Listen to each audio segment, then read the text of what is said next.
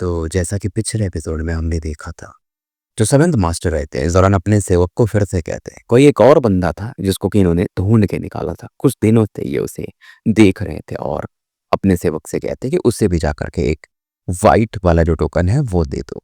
अब आगे तो फिलहाल धीरे धीरे सूर्यास्त का समय हो रहा था। जू अपना नीचे उतर रहा था। कंधे पर वो बॉक्स था जिसमें वो जो भी सामान था, और वो जो इसको एक सीनियर ने जैसा बताया था इसके ऑब्जर्वेशन की तुम्हारा हाथ यहाँ रहता है, ये वही सब सोचते सोचते नीचे उतर रहा था। इस जगह के बारे में भी इसे समझ चुका था कि इस शहर दिखता शांत है लेकिन है काफी खतरनाक, खास करके रात के समय। अब इसका यही जगह से कोई अच्छा किनारा ढूंढना पड़ेगा जहाँ अपना बक्सा उक्सा रख सके, किसी की नजर में ना आए। धीरे धीरे पहाड़ के नीचे उतर चुका था, जहां पर इसे दो लोग यानी दो डिसाइपल दिखाई देते हैं। और ये किन पेंग और वो लड़की जायो हुई थी। लड़की वैसे भी सुंदर थी और एक ग्रे जो रूप था उस पर और सुंदर लग रहा था। और किनपेंग जो बंदा था ये वैसे भी हैंडसम था। लड़की जो थी ना उस तरफ देख रही थी जिधर किनपेंग था, उसको देख रही थी या उसके धर्मापोर्ट को, ये किसी को नहीं पता था। अब जब देखता है किनपेंग की अपना जू भी नीचे आ रहा है तो उसकी तरफ ये पड़ता है कि यार मैं तुम्हारा वेट कर रहा था, चलो तुम नीचे तो आ गए। जू का एक्सप्रेशन कुछ चेंज नहीं होता। जू एकदम चौकन्ना रहता ही था, वो पता है। और इसके थ्रोट की तरफ से गले की तरफ देखता है, राइट हैंड फिर से जाता है उसके शैक की तरफ, तुरंत अपना सरिया निकाल सको या जो भी समझ लो। किनपेंग बोलता है यार अब तो हम दोनों सेवेंथ पीक के हैं और हम दोनों इस जगह कोई बेहतर नहीं जानते, तो हम मेरे हिसाब से हमें साथ में रहना चाहिए, तो दोस्त भी मतलब रहेंगे और एक दूसरे की मदद भी कर पाएंगे बुरे समय में। जू फिर बोलता अरे मतलब इसको, जू को कैसा रहता था हमेशा डाउट होता है कि भाई बंदा अच्छा बोल रहा मतलब कुछ कांड तो नहीं है। हालांकि ये सही में किनपेंग ठीक ठाक बंदा था। अब किनपेंग देखता है कि जू उतना इंटरेस्टेड था नहीं, तो वो फिर थोड़ा बहुत बात करके निकल जाता है। और जाते जाते उसने ना अपने टोकन में कुछ तो मैसेज भेजा था, तो जू को अब समझ में आता है अच्छा टोकन से मैसेज भेज सकते हैं। ये भी थोड़ा सा स्पिरिचुअल पावर टोकन में डालता है, कुछ इन्फॉर्मेशन इसे दिखाई देता है। जू अपना नीचे आ चुका था।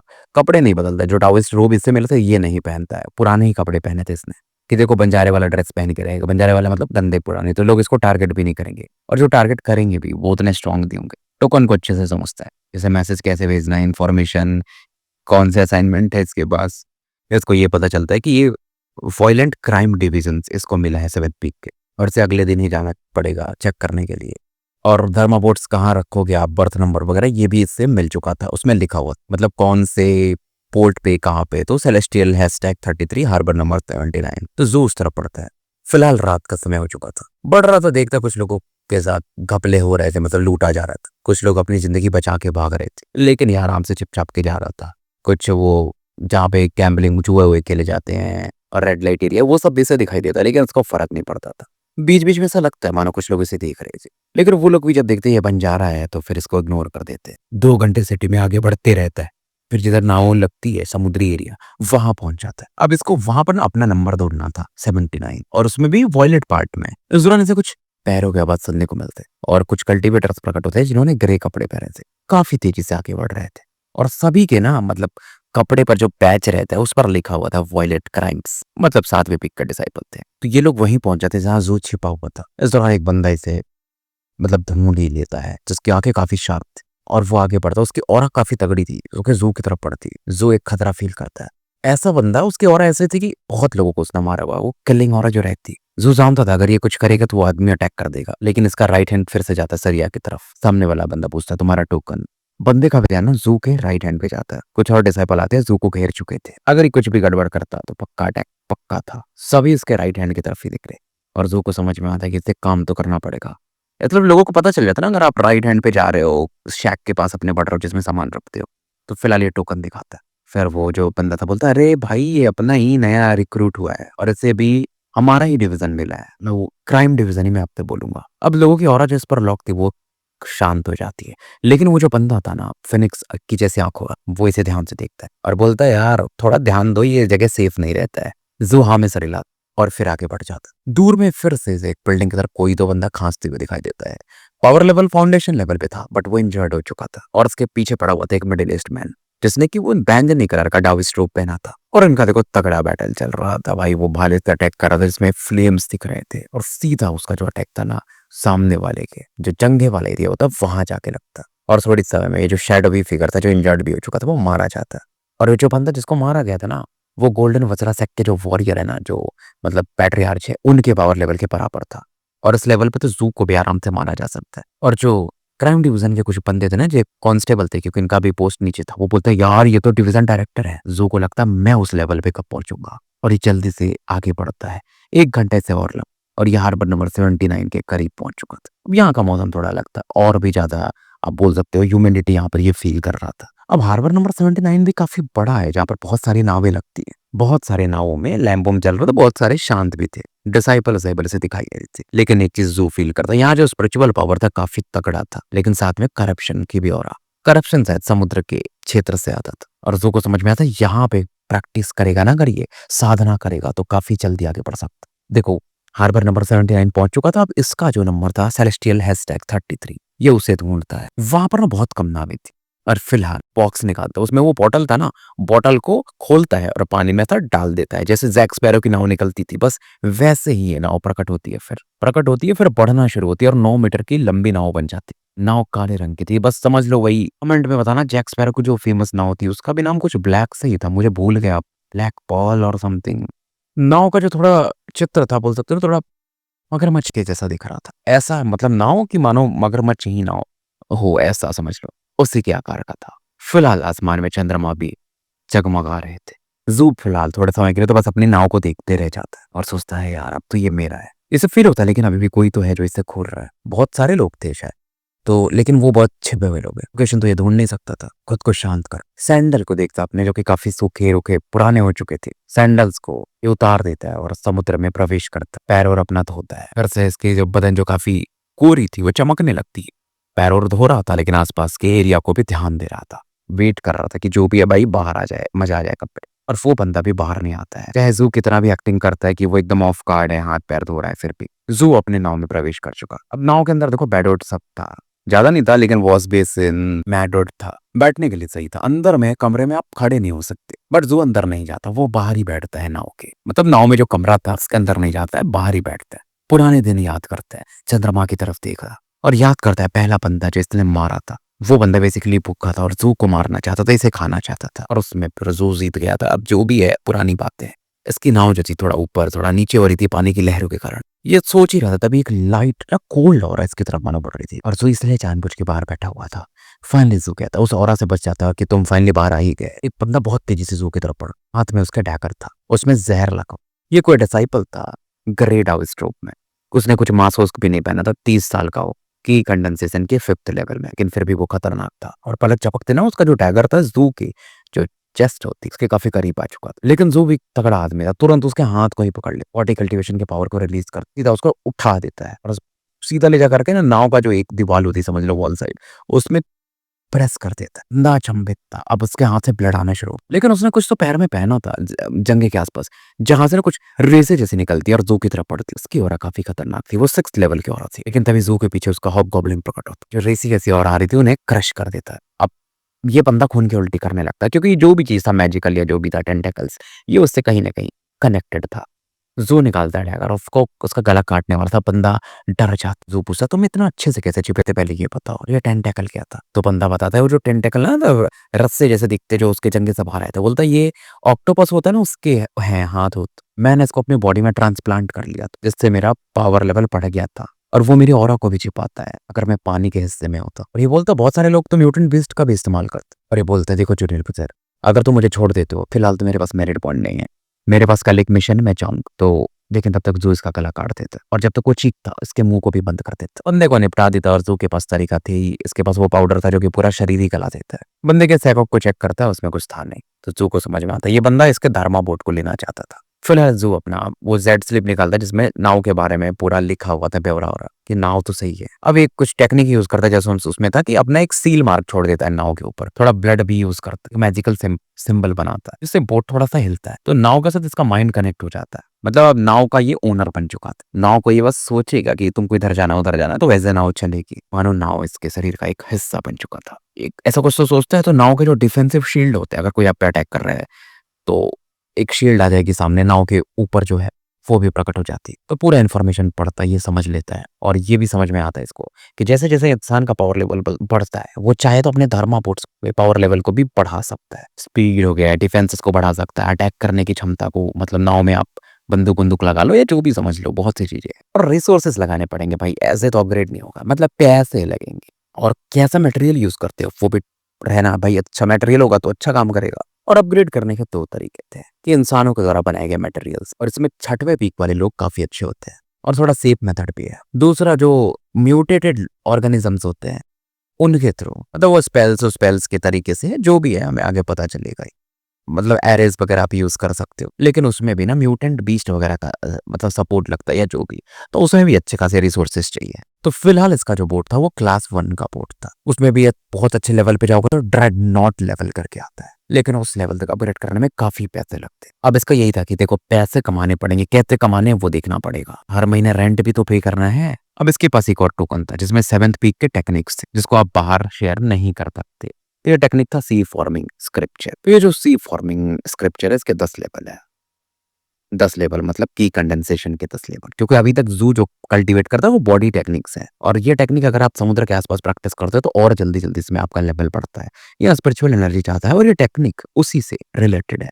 तो बेसिकली हर बार आपका जो स्पिरिचुअल सी बनेगा ना, वो 30 मीटर बनेगा हर एक लेवल। 10 लेवल तक जाओगे, यानी ग्रेट सर्कल जो भी बोलते हैं उसको, तो 300 मीटर का आपका स्पिरिचुअल सी बन जाएगा। अब इसका जो टेक्निक था वो सी एंड माउंटेन इनकांटेशन, अगर आपको याद हो, वो बॉडी कल्टीवेशन टेक्निक है जिससे हॉबगॉब्लिन बनता है। और हॉबगॉब्लिन इसका ऑलरेडी ग्रेट सर्कल लेवल पे पहुंच चुका है। कह सकते हो कि कुछ-कुछ बराबर। अगर पावर लेवल कंपेयर करोगे मतलब की कंडेंसेशन से, तो ग्रेट सर्कल ऑफ की कंडेंसेशन के बराबर इसका बॉडी टेक्निक बन चुका है। लेकिन क्योंकि वो टेक्निक शायद लो लेवल की है इसकी बॉडी वाली, तो अगर की कंडेंसेशन में आपके पास अच्छी टेक्निक है तो आप फिर हार सकते हो उन लोगों से। अब इसका ये भी था ना कि इसके अंदर कोई करप्शन तो था नहीं वॉयलेट क्रिस्टल की वजह से। तो इसका 7th लेवल ही उस लेवल पे पहुंच गया था जो कि नॉर्मली ग्रेट सर्कल लेवल पे आता है। फिर से याद भी आता है ना कि वो राउंड फेस कल्टीवेटर ने इसे बताया भी था, और उसमें ये भी लिखा हुआ था कि तुम्हारा जो स्पिरिचुअल सी है उसका कोई लिमिट नहीं ऊपर जाने का, मतलब बहुत ऊपर तक जा सकता है। सबके अपने अपने लेवल के स्पिरिचुअल सी बनते हैं जिसके अंदर करप्शन कम है उसका, तो बहुत ऊपर तक जा सकता है। कोई तो था समन ब्लड में ही, तो उसने की अपने की कंडेंसेशन की ग्रेट सर्कल लेवल पे 810 मीटर का स्पिरिचुअल सी बनाया था, और वो कोई और नहीं, 7th पीक के जो पीक मास्टर हैं वही हैं। अब इसके अंदर तो बिल्कुल करप्शन नहीं है, तो इसका कितना बनेगा ये वही सोच रहा था। तो भाई इसको समझ में तो आ ही रहा था, इसको वज़ीरा सेक्ट के लीडर को भी हराना है अभी, क्योंकि वो भी मैजिकल टेक्निक वाले थे, मतलब की कंडेंसेशन फिर वो फाउंडेशन लेवल पे पहुंचे थे। तो फिलहाल इस टेक्निक का ये प्रैक्टिस शुरू करता है। डिफेंस पहले अपने नाव को एक्टिवेट कर देता ताकि कोई इस पर अटैक ना कर पाए। अचानक से होगा तब तक नाव अटैक संभाल ही लेगा, फिर ये कुछ भी कर सकता है। और जो स्पिरिचुअल पावर्स की बॉडी में आनी शुरू होती है ना भाई, खतरनाक लहरों के समान आती है, क्योंकि करप्शन तो था नहीं। करप्शन अगर आता भी था तो इसका वो जो परछाई है वो एब्सॉर्ब कर लेता था। तो यहाँ पर ना एक लहर सी बनने लगती जहाँ ये प्रैक्टिस करता है। लेकिन जैसे ही अपनी टेक्निक को प्रैक्टिस करना शुरू करता है ना ये सी वाली, तो इसका जो बॉडी टेक्निक है ना, सैंड माउंटेन इनकांटेशन, वो भी थोड़ा-सा उसमें भी लहर आने लगती, जिसकी वजह से इसकी बॉडी में जो पावर एब्सॉर्ब हो रहा था और ज़्यादा हो जाता है। और दोनों मिलके काम कर रहे थे, समझ रहे हो? विरोध नहीं करते हैं। मतलब सी एंड माउंटेन इनकांटेशन और सी परफॉर्मिंग स्क्रिप्चर एक दूसरे का मानो हेल्प कर रहे थे। पीछे हॉबगॉब्लिन की छाया भी बच जाती और पलक झपकते ये की कंडेंसेशन के फर्स्ट लेवल पे पहुंच चुका था। धीरे-धीरे इसकी ऑरा और तेजी से बढ़ना शुरू होती है। सेकंड लेवल, लेवल भी ना अपने ग्रेट सर्कल में पहुंच जाता, मतलब सेकंड लेवल के पीक पर। देन थर्ड लेवल, इसका जो स्पिरिचुअल सी का साइज है ना वो बढ़ते जाता है। 63 मीटर, 66 मीटर, 69 मीटर। जैसा कि मैंने बताया, आसपास ना एक भंवर सा बन चुका था स्पिरिचुअल पावर का, जहाँ ये प्रैक्टिस कर रहा। लोग हैरान हो के उस तरफ देखते, भाई कौन है इतना खतरनाक बंदा, इतनी तेज गति से स्पिरिचुअल पावर को एब्सॉर्ब कर रहा है। और वो जो वर्टेक्स बना था ना लहर सा गोल-गोल भंवर के समान, वो बढ़ते जाता है भाई। इधर सू का जो पावर लेवल था स्पिरिचुअल सी का ना 90 मीटर तक पहुंच चुका था। धीरे-धीरे 111, 114, 117, 120 और फाइनली ये जो की कंडेंसेशन के 4th लेवल पे पहुंच चुका था। और इस रात पूरा ये प्रैक्टिस करते रहता है, लगातार ब्रेक थ्रू कर रहा था। नॉर्मली ऐसा होता नहीं है भाई, आप की कंडेंसेशन के फर्स्ट लेवल जाने में ही पता नहीं शायद लोग महीनों ले लेते हैं या 15 दिन 20 दिन। जितने भी 7th पीक के डिसाइपल थे आसपास एकदम अचंभित थे कि यार ये तो नया डिसाइपल है ना। फिलहाल धीरे-धीरे रात बीत जाती है, सूर्योदय हो चुका था। ज़ू अपनी प्रैक्टिस में लगा हुआ था और फाइनली आंखें खुल जाए। देखो लेकिन रात जैसे बढ़ रही थी, ज़ू का जो कल्टीवेशन लेवल पहले तो बहुत तेजी से बढ़ा था ना, फिर धीरे-धीरे थोड़ा स्लो हो जाता है। लेकिन फिर भी है 5th लेवल पे पहुंच चुका था।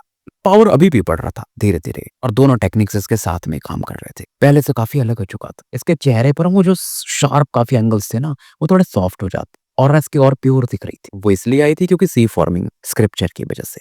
इसका जो स्पिरिचुअल ज़ी था 150 मीटर के आसपास पहुंच चुका था। इसका ये था अगर एक और ब्रेक थ्रू अचीव कर पाया तो भी काफ़ी हो जाएगा। इसके देखो सी एंड माउंटेन इनकांटेशन में भी थोड़ा फ़र्क आया था। पावर लेवल उसका देखो, इसका 7th पे ही था ना, अब धीरे-धीरे 8वें लेवल की तरफ बढ़ रहा था। अब ज़ू क्योंकि देखो वो की कंडेंसेशन लेवल में भी आगे बढ़ रहा था ना, जैसे हाथ आगे बढ़ाता है ना तो पानी की बूंदें बनने लगती है, एक बड़ा सा बॉल बना देता है पानी का, पर उसको चाहता है ना तो कन्वर्ट भी कर देता है, मतलब उससे तलवार बना देता है, पानी का तलवार बहुत शार्प। कभी शील्ड बना पा रहा था, कभी पक्षी बना पा रहा था, क्योंकि टेक्निक्स भी थे ना उसके पास। देखो सी एंड माउंटेन इनकांटेशन से आप कल्टीवेशन बढ़ा रहे हो। अब इस कल्टीवेशन को यूज कैसे करोगे? आपके पास टेक्निक्स होती हैं अलग अलग, कि मैं फायर बॉल बना दूंगा या जो भी बना दूंगा, तो वाटर है तो वाटर टेक्निक से यूज कर रहा है अब। और अगर ये सोचे ना तो पिछला इसका वर्जन जो था, मतलब जब यहाँ पर ये आया नहीं था, आ रहा था, तो ऐसे 40 बॉल इसको बनाने पड़ेंगे अगर ये अपने पुराने वाले अपने को मारना चाहता है तो। और फिलहाल ये 50 बॉल बना पा रहा था, तो अपने पुराने वर्जन को इजीली मार सकता ही है। बोल सकते हो कि सी एंड माउंटेन इनकांटेशन को 70% तो ये वैसे भी सीख चुका था, और अब की कंडेंसेशन में भी अच्छा करने लगा था। कल्टीवेशन देखो उसका कुछ खास नहीं बढ़ा था, अगर आप ऐसे देखोगे तो बॉडी कल्टीवेशन तो अभी भी उतना ही है ना, 7th लेवल पे ही उसके पीक की तरफ बढ़ रहा है। और की कंडेंसेशन में तो अभी 5वें लेवल पे पहुंचा है। किन दोनों के कंबाइंड पावर की वजह से इसका बैटल जो पावर होता है ना वो बढ़ चुका था। अब देखो रात के समय में इसका जो वो परछाई था वो भी अच्छा खासा करप्शन एब्जॉर्ब किया था, तो परछाई पहले से और ज्यादा डार्क हो चुका था। जोकिंग अपनी परछाई को देखता है, उसे कंट्रोल करने को देखता है, मतलब अपना हाथ को आगे बढ़ाता है, परछाई की तरफ करता है। थोड़ा थक जाता है इस दौरान क्योंकि मेंटल और उसमें यूज होती थी। देखता है कि परछाई पर इसका कंट्रोल लेकिन बेहतर हो रहा था। आसमान की तरफ देखता है, अब सूर्य काफी चमक रहे थे। डाविस्ट रोग की तरफ देख, और भाई अब क्योंकि ये टेक्निक सीख चुका था ना तो पानी की बूंद से ना एक मिरर बना दे जिसमें खुद का शकल वकल देखता है। पहले से ज्यादा चार्मिंग दिख रहा था, आंखें भी अलग चमक रही, बंजारे वाले कपड़े उतारता, फिजिक भी काफी अच्छी हो चुकी थी क्योंकि इसकी बॉडी कल्टीवेशन टेक्निक की वजह से। अब अपने ही बॉडी टेक्निक से अपने बॉडी को साफ कर देता है, चेहरे को भाई पहली बार बहुत समय बाद साफ कर। माहौल यहाँ पर चेंज था, अभी ये बंजारे वाले कैंप में तो है नहीं, यहाँ पर ज्यादा गंदा रहेगा इसे समझ में आ रहा था। और सुबह के टाइम अब office office office in the sense class वगैरह या जो भी कर रहे हो आप डाउज रोब पहन के रहोगे तो सही भी नहीं लगता। पूरा बॉडी स्किन साफ करता है, बाल और अच्छे से कर लेता है। बाल इसके काफी लंबे लंबे थे, 16-17 साल का अपना लौंडा था, लंबा था भाई, एकदम चील के समान लगता था, जो कि रात में अपने पंख फैलाना जानता था। और टाविस्ट रोब पहन लेते, जो भी सेट ने शूज वगैरह भी दिए थे वो भी अपना लौंडा पहन लेते। और जो इसके नाव पे थोड़े बहुत खून लगे थे ना, अपनी ऑरा प्रकट करता है वाटर वाली, उससे ये साफ कर देते। बाहर निकलते एकदम ही अलग दिख रहा था। कुछ लोग तो जो गार्ड्स थे यहाँ जो पेट्रोलिंग कर रहे थे वो भी सरप्राइज होकर देखते। अब लोग ऐसे देखते तो आपको भी थोड़ा हॉट तो लगेगा ही है, लेकिन इसे मालूम था अभी से रहना तो इतना ही है, तो आदत तो डालनी पड़ेगी। अब देखो बाहर निकलता है तो फिर वही बॉटल यूज करता है, हाथ से और आधे से जो भी जैसा भी समझो, नाव फिर से ना इसके बॉटली में उतर जाती है और उसके बाद यहाँ से ये निकल जाता है। आज इसको वैसे भी क्राइम डिवीजन में रिपोर्ट करना था, इसका पहला दिन था। एक मेडिसिनल शॉप भी इसे ढूंढना था क्योंकि इसे व्हाइट बोलसेस बनाने हैं, जहरीला पाउडर भी बनाना है, ब्लैक बोलसेस भी बनाने हैं। सुबह का टाइम था लेकिन देखो ये पोर्ट वगैरह आपको मालूम है, सामान आना जाना लगा रहता है, तो बिजी हो चुका था काफी। जाते जाते देखते जा रहा था कौन सी दुकान क्या है, कैसी खुली है। ऐसे कुछ दुकानों पे वेपन वेपन से दिखते हैं। एक चीज और था कि हर डिसाइपल अपने नाव को ऐसे अपग्रेड नहीं कर सकते। ज्यादातर लोग क्या करते हैं, सामान खरीदते हैं फिर उस तरफ जाते हैं जहां पर अपग्रेड किया जा सकता है, जैसे कि 5वें और 6वें पीक के ही डिसाइपल है। फिलहाल एक बड़ी कॉम्प्लेक्स बिल्डिंग के सामने पहुंच चुका था। फ्रंट गेट पर कुछ अलग अलग आकृतियां अपनी भी, और गेट के सामने दो ग्रे कल्टीवेटर खड़े थे, एक मेल और एक फीमेल। दोनों अपने 20 साल उम्र में होंगे, मतलब 20 से 30 के बीच में। अंगड़ाई अंगड़ाई भी रह रहे थे। जो अपना न्यूट्रल एक्सप्रेशन लेके आगे बढ़ता है और इन्हें रिस्पेक्ट दिखाता है। डिसाइपल जू 7वें पीक का आज रिपोर्ट करने आया है ड्यूटी के लिए। बंदा जो कहता है अच्छा नहीं हो, वो जू के ऑरा को फील कर रहा था। तभी वो लड़की जो आगे आती है, एक स्माइल दे, क्या काम है जूनियर कुछ। बंदा बोलता है अरे इसने बोला तो वो ड्यूटी के लिए रिपोर्ट करने आए, फिर तुम ऐसा क्यों पूछ रही हो? लड़की उस लड़के को इग्नोर करती और इसकी तरफ देखती। जू अपना 1-2 कदम पीछे ले लेता क्योंकि लड़के इसके थोड़ा ज्यादा करीब आ गई थी, और भाई को अपनी आदत तो है नहीं, जो कि भाई अपना सख्त लौंडा। और जू का एक ये भी रहता था ना, वो आता था सबसे पहले किसी के भी गले को देखता था, भेद नहीं करता था अपना भाई, लड़का हो या लड़की, कि भाई अगर ये खतरनाक कुछ ज्यादा नाटक की है तो उड़ा दूंगा, वैसा सीन था इसका। तो फिलहाल स्टोरी यहीं समाप्त करते हैं और मिलते हैं फिर कल एक नए एपिसोड के साथ। तब तक के लिए मैं आपका साथी एन अल्केमिस्ट AKA मुसाफिर विदा लेता हूँ।